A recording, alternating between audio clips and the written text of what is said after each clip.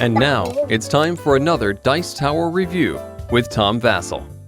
I've always found it a bit unusual that for a sport that's really hard to translate to a board game, soccer, it's been attempted many, many times.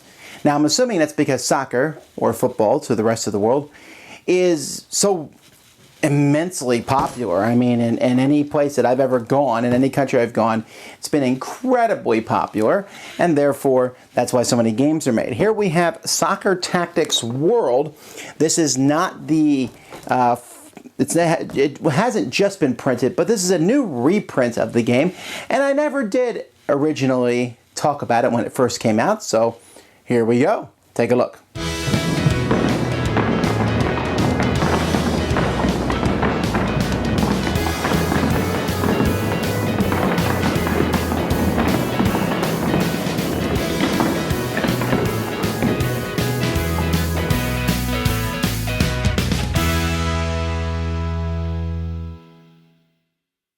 Here's the soccer field, which has two teams. You can see the offensive players have little faces on them and numbers because they have personality, and the defenders, no one really cares about them, so they're just a pawn.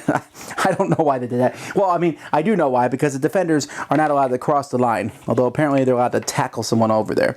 The point is, they can't move past the line, and the offensive players can.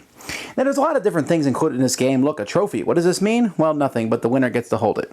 And there's a lot of really some of the more complicated soccer rules, like yellow cards and red cards. They even include the pieces for them. Woohoo! And offside kicks and corner kicks. But mostly, the game is a very simple one. It comes with a timer. You set the timer, and you just run that timer for as long as you want your game to go. You can set it for regulation length or for normal game playing length, your choice. On your turn, one player has the ball, which happens to be this round disc here. That player is first you roll a die, and they have a die for every team. It's pretty cool.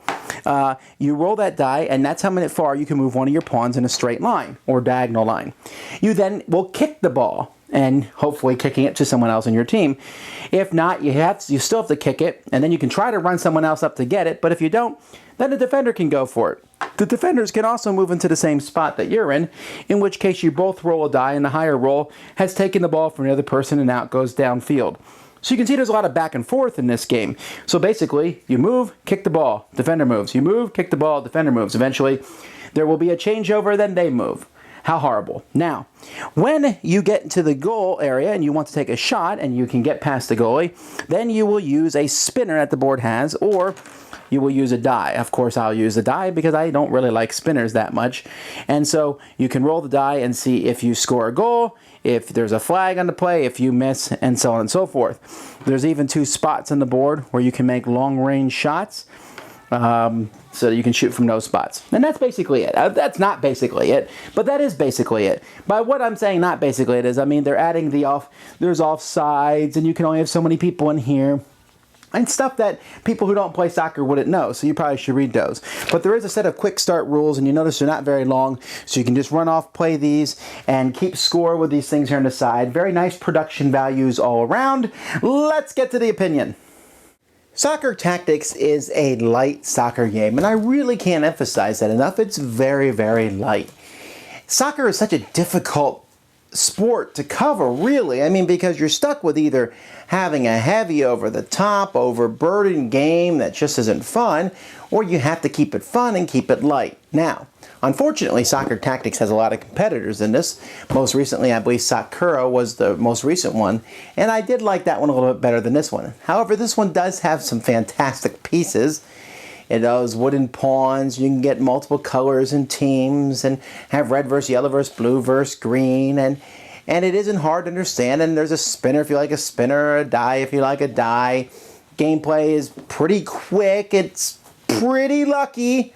I mean, pretty lucky. You can sit here and argue to death with me at the end of the day that this is a game that is all about tactics and such. But it's there, and you make decisions. But if there are going to be times you just roll the wrong roll, and it's going to happen a lot over the course of a game. So I would almost categorize this as a kid/family game. I mean, they have a boy here on the cover who I assume is a pretty famous soccer player, and it is what it is. So it is definitely not my style. It's a little too light for me. I played it. I got annoyed after a while. Just seemed like the game went back and forth, which soccer games tend to do. But I didn't feel like I had as much control as I wanted to have because of just the numbers I rolled on die. They just happen to be what they happen to be. But my daughter really enjoyed it, and other people have enjoyed it. Other kids especially have enjoyed it. So I think that's where I would put this in the category, is for kids and teenagers. They'll get a kick out of this. So anyway, that's Soccer Tactics World! Thanks so much for watching the Dice Tower videos. Find more great videos and reviews, as well as our top-rated audio podcast at Dicetower.com. You can also find the latest board game news at Dicetowernews.com. I'm Eric Summerer, and you've been watching The Dice Tower. The Dice Tower is sponsored by Fun Again Games, the world's best game source. Fun Again Games has over 5,000 games available. Check them out at funagain.com. Shut the door! Or something like that.